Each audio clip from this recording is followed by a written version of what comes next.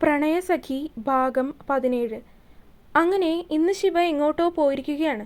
മുറ്റത്ത് എന്തോ വണ്ടി വന്ന് നിൽക്കുന്ന ശബ്ദം കേട്ടപ്പോൾ വർണ്ണ വാതിലിനടുത്തേക്ക് വന്നതാണ്.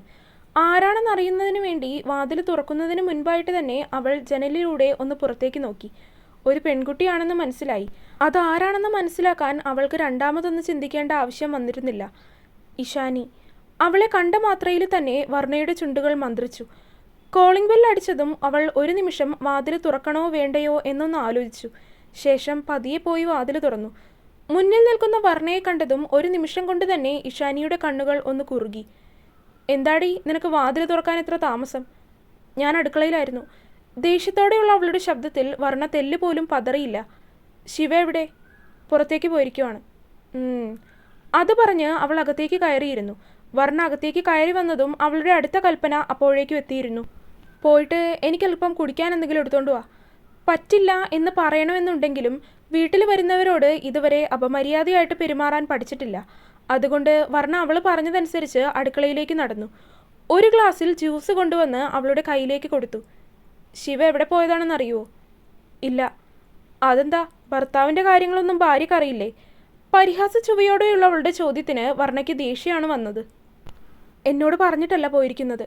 ഇഷാനിയുടെ ചോദ്യത്തിന് വർണ്ണ അപ്പോൾ തന്നെ തിരികെ മറുപടി പറഞ്ഞു.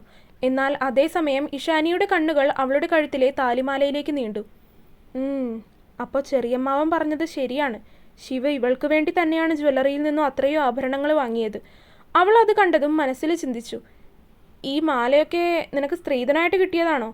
അവളുടെ കുത്തിയുള്ള ചോദ്യം ചെയ്യലിൽ വർണ്ണയ്ക്കാകെ ദേഷ്യം വരുന്നുണ്ടായിരുന്നു. അല്ലെങ്കിൽ തന്നെ അവൾക്ക് ഇഷാനിയെ അത്രയ്ക്ക് അങ്ങോട്ട് ഇഷ്ടപ്പെട്ടിട്ടില്ല. അതിന് കാരണം അവൾ അന്ന് ശിവയോട് പെരുമാറിയ രീതി തന്നെയാണെന്നുള്ളതാണ് സത്യം. അല്ല, ഇതെനിക്കെൻ്റെ ഭർത്താവ് വാങ്ങിത്തന്നതാണ്. ഇഷാനിയുടെ പരിഹാസത്തോടെയുള്ള ചോദ്യത്തിന് വർണ്ണ തിരികെ മറുപടി പറഞ്ഞതും അവളൊരു പുച്ഛച്ചിരി ചിരിച്ചുകൊണ്ട് സോഫയിൽ നിന്ന് എഴുന്നേറ്റ് അവളുടെ അരികിലേക്ക് വന്നു. ഭർത്താവ്? അവൻ നിന്നെ ഇഷ്ടപ്പെട്ട് വിവാഹം ചെയ്തതൊന്നും അല്ലല്ലോ. പിന്നെ എങ്ങനെയാടി അവൻ നിന്റെ ഭർത്താവാകുന്നത്? ദാ, ഈ താലി എൻ്റെ കഴുത്തിൽ കെട്ടിയത് ശിവദേവ് മോഹനാണ്. അപ്പോൾ അദ്ദേഹം എൻ്റെ ഭർത്താവല്ലാതെ ആരാണ്? അവളും തിരികെ ചോദിച്ചതും ഇഷാനി ഉത്തരം മുട്ടിയതുപോലെ നിന്നു പോയിരുന്നു. കാരണം വർണ്ണയിൽ നിന്നും അങ്ങനെയൊരു മറുപടി ഇഷാനി തീരെ പ്രതീക്ഷിച്ചിട്ടില്ലായിരുന്നു. ഇഷാനി അവളെ അത് കേട്ടതും ദേഷ്യത്തോടെ നോക്കി. നീ എന്തൊക്കെ പറഞ്ഞാലും അവൻ നിന്നെ സ്നേഹിക്കാൻ പോകുന്നില്ല. അതിന് ചേച്ചിക്കെന്താ അതിത്ര ഉറപ്പ്? കാരണം ശിവ എൻ്റേതാണ്. അവൻ വിവാഹം കഴിച്ച് ജീവിക്കുന്നുണ്ടെങ്കിൽ അതെൻ്റെ കൂടെ മാത്രമായിരിക്കും. അപ്പോൾ പിന്നെ എന്നെ ഇപ്പോൾ വിവാഹം കഴിച്ചിട്ടല്ലേ ദേവേട്ടൻ ജീവിക്കുന്നത്? അവളുടെ വായിൽ നിന്നും ദേവേട്ടൻ എന്ന് കേട്ടതും ഇഷാനിക്ക് വീണ്ടും ദേഷ്യം ഇരച്ചു കയറി. ഇല്ല, നീയല്ല ശിവയുടെ കൂടെ ജീവിക്കേണ്ടത്, ഞാനാണ്. നീ അവൻ്റെ കൂടെ ജീവിക്കാൻ സമ്മതിക്കില്ല ഞാൻ. പുലുമ്പുന്ന രീതിയിൽ പറയുന്നവളെ വർണ്ണ വെറുതെ നോക്കി നിന്നതേയുള്ളൂ. ശിവ എൻ്റേതാണ്. അവനൊരു ജീവിതം ഉണ്ടെങ്കിൽ അതെൻ്റെ കൂടെ മാത്രമായിരിക്കും. വർണ്ണ അവൾ പറയുന്നതെല്ലാം കേട്ടു നിന്നതല്ലാതെ തിരികെ ഒന്നും പറഞ്ഞില്ല. എന്താടി, നിന്റെ നാവിറങ്ങിപ്പോയോ? ഇഷാനി ചോദിച്ചിട്ടും അവൾ വീണ്ടും ഒന്നും മിണ്ടിയില്ല. അവൾ മിണ്ടാതെ നിൽക്കുന്നത് കൂടി കണ്ടതും അവളുടെ അഹങ്കാരമാണതെന്ന് കരുതിയിട്ട് സമനില തെറ്റും പോലെ തോന്നി ഇഷാനിക്ക്. പാഞ്ഞു വന്ന് അവൾ വർണ്ണയുടെ കവിളിൽ ആഞ്ഞടിച്ചു. അത് പ്രതീക്ഷിക്കാത്തതായതിനാൽ അവളുടെ തല പോയി മതിലിലേക്ക് ഇടിച്ചു നിന്നു. വർണ്ണയ്ക്ക് അത് നന്നായിട്ട് വേദനിക്കുകയും ചെയ്തു. തല മതിലിൽ ഇടിച്ചു കൊള്ളുകയും ഇഷാനി അടിച്ചതിൻ്റെയും വേദനയിൽ നിൽക്കുന്ന സമയത്ത് തന്നെ അവൾ വന്ന് വർണ്ണയുടെ കവിളിൽ കുത്തിപ്പിടിച്ചുകൊണ്ട് പറഞ്ഞു, ഇതെന്തിനാണെന്നറിയോ? നീ ശിവയെ സ്വന്തമാക്കിയതിന്, അവൻ നിന്റെ ഭർത്താവാണെന്ന് എന്നോട് പറഞ്ഞതിന്. മോളിത് ഓർത്തു വെച്ചോ. അധികം നാൾ നീ ശിവയുടെ ഭാര്യയായി ജീവിക്കാമെന്ന് വിചാരിക്കണ്ട. ദിവസങ്ങൾ എണ്ണി കാത്തിരുന്നോ നീ? അത് പറഞ്ഞ് ദേഷ്യത്തോടെ നടന്നു നീങ്ങുന്നവളെ വർണ്ണ ഭാവവ്യത്യാസം ഒന്നും ഇല്ലാതെയാണ് നോക്കിയത്.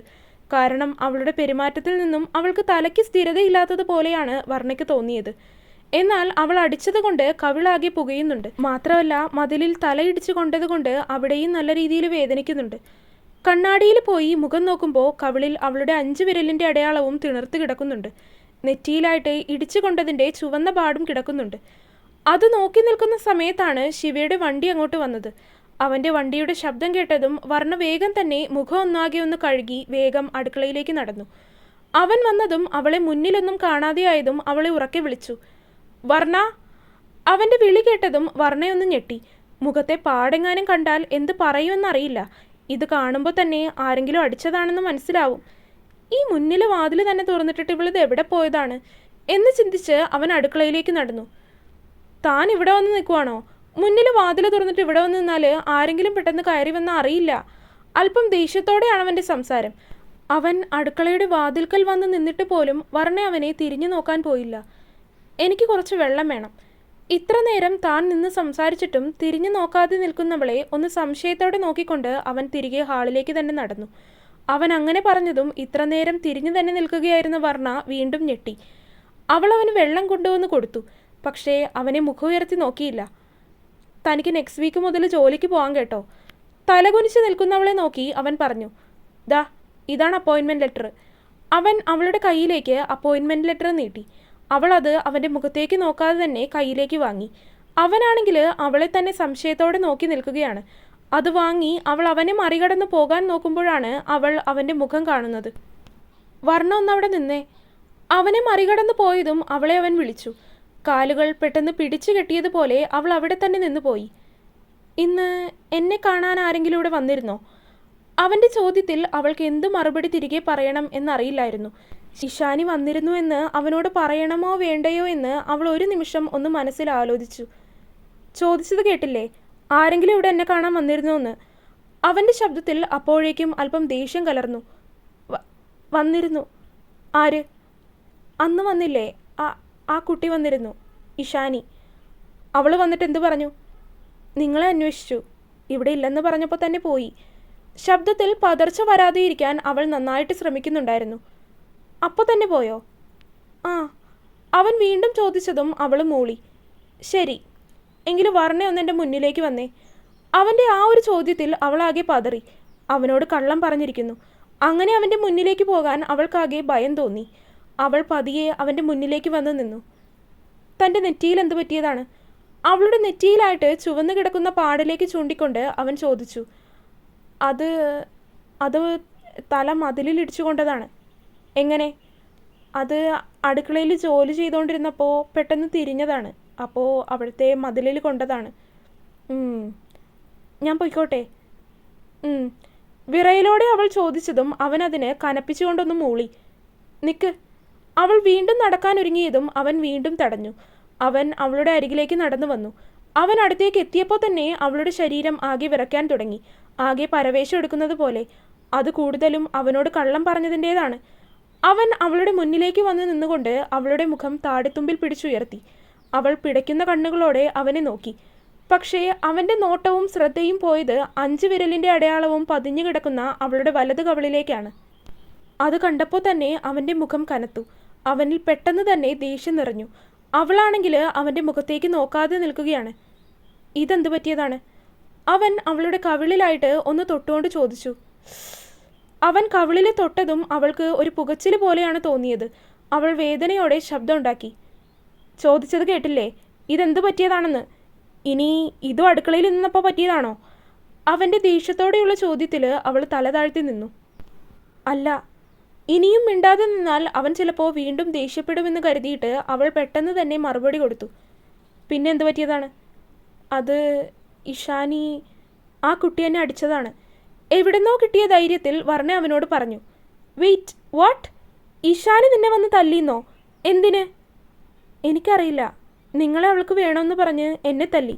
അത് അവൾ അവനെ നോക്കിയാണ് പറഞ്ഞത്. അവൻ്റെ കണ്ണുകളിൽ ആ നിമിഷം ദേഷ്യം നിറഞ്ഞു വരുന്നത് അവൾ വ്യക്തമായി തന്നെ കണ്ടു. നിനക്കവളെ ഇതിനു മുൻപ് പരിചയമുണ്ടോ? ഇല്ല. പിന്നെ എന്തർത്ഥത്തിലാണ് നിന്റെ വീട്ടിൽ വന്ന് ഒരു കാര്യമില്ലാതെ നിന്നെ തല്ലിയിട്ടും അവളെ ഒന്നും ചെയ്യാതെ വിട്ടത്? എന്നാൽ അവൻ്റെ ഈ ചോദ്യത്തിൽ വർണ്ണയാകെ ഞെട്ടിത്തരിച്ച് നിൽക്കുകയാണ്. ചോദിക്കുന്നതിന് ഉത്തരം പറയ് വർണ്ണ. അത് പിന്നെ വീട്ടിൽ വരുന്നവരോട് എങ്ങനെയാണ് അപമര്യാദയായിട്ട് പെരുമാറുന്നത്. പിന്നെ എനിക്ക് ആ കുട്ടിയുടെ സംസാരമൊക്കെ കേട്ടിട്ട് തലയ്ക്കെന്തോ സ്ഥിരതയില്ലാത്തതുപോലെയൊക്കെയാണ് തോന്നിയത്. എന്നാൽ അവളുടെ ആ മറുപടിയിൽ ശിവയ്ക്ക് ചെറുതായിട്ട് ചിരി വന്നു. പക്ഷേ അത് കാര്യമാക്കാതെ അവൻ വീണ്ടും മുഖം ഗൗരവത്തിൽ തന്നെ പിടിക്കുകയാണ് ചെയ്തത്. അപ്പോൾ അവൾ നിന്നോട് അപമര്യാദയായിട്ട് പെരുമാറിയതിൽ നിനക്ക് കുഴപ്പമൊന്നുമില്ല അല്ലേ? ദേഷ്യത്തോടെ ചോദിക്കുന്നവൻ്റെ മുന്നിൽ വർണ്ണ ഉത്തരവില്ലാതെ നിന്നുപോയി. വാ ഇവിടെ. അവൻ അവളുടെ കൈത്തണ്ടയിൽ പിടിച്ച് അവളുമായി പുറത്തേക്ക് നടന്നു. കയറ്. കാറിൻ്റെ ഡോറ് തുറന്നു കൊടുത്ത് അവളോട് പറഞ്ഞതും അനുസരണയുള്ള കുട്ടികളെപ്പോലെ അവൾ വേഗം അതിലേക്ക് കയറിയിരുന്നു. ഡ്രൈവർ സീറ്റിലേക്ക് അവനും ഇരുന്ന് ശരവേഗത്തിൽ അവൻ വണ്ടി പായിച്ചു. അല്പം നേരത്തെ യാത്രയ്ക്കൊടുവിൽ അവൻ്റെ വണ്ടി നേരെ വന്ന് നിന്നത് കളപ്പുരയ്ക്കൽ തറവാടിൻ്റെ മുന്നിലാണ്. അടഞ്ഞു കിടക്കുന്ന ഗേറ്റിന് മുന്നിലായി വണ്ടി നിർത്തി അവൻ ഹോൺ ഒന്ന് നീട്ടിയടിച്ചു. അവൻ്റെ വണ്ടി കണ്ടതും സെക്യൂരിറ്റി ഓടി വന്ന് വാതിൽ തുറന്നു. അവൻ വണ്ടി കൊണ്ടുവന്ന് വീടിൻ്റെ മുന്നിലായിട്ട് തന്നെ നിർത്തി. കാറ് തുറന്ന് അവൻ തന്നെ ആദ്യം ഇറങ്ങി. വർണ്ണ കണ്ണുകൾ ഇറുക്കി അടച്ചിരുന്നു.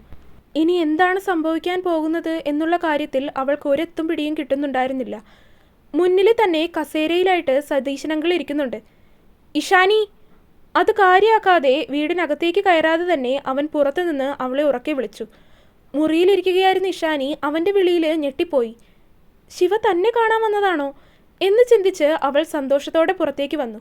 അവൻ്റെ വിളി കേട്ട് ആദ്യം തന്നെ ഇറങ്ങി വന്നത് അവൻ്റെ അമ്മയാണ്. അമ്മയെ കണ്ടതും അവൻ്റെ കനത്ത മുഖം ഒന്നഴഞ്ഞു.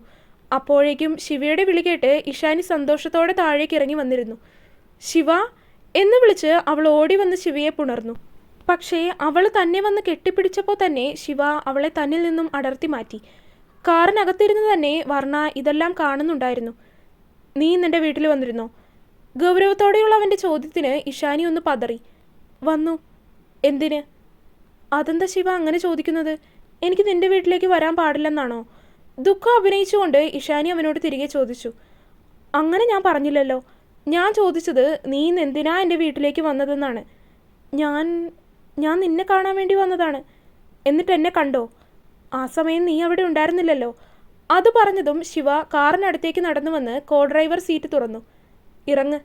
വർണ്ണയോട് അവൻ പറഞ്ഞതും അവൾ അല്പം ഭയത്തോടെയാണ് കാറിൽ നിന്നും ഇറങ്ങിയത്. എന്നാൽ അവൻ്റെ കൂടെ വർണ്ണ വന്നിട്ടുണ്ടെന്നുള്ളത് അപ്പോഴാണ് അവരെല്ലാവരും അറിയുന്നത്. ഇഷാനിയുടെ മുഖം ആകെ വിളറിപ്പോയി. അവൻ വർണ്ണയുടെ കൈ പിടിച്ച് ഇഷാനിയുടെ മുന്നിലായി വന്നു നിന്നു. അപ്പോഴേക്കും ശബ്ദം കേട്ടിട്ടോ എന്തോ മുത്തശ്ശിയും ചെറിയമ്മയും ഒക്കെ അങ്ങോട്ടേക്ക് എത്തിയിരുന്നു. എല്ലാവരും അവൻ്റെ പ്രവൃത്തി തന്നെ നോക്കിക്കൊണ്ട് നിൽക്കുകയാണ്. തുടരും.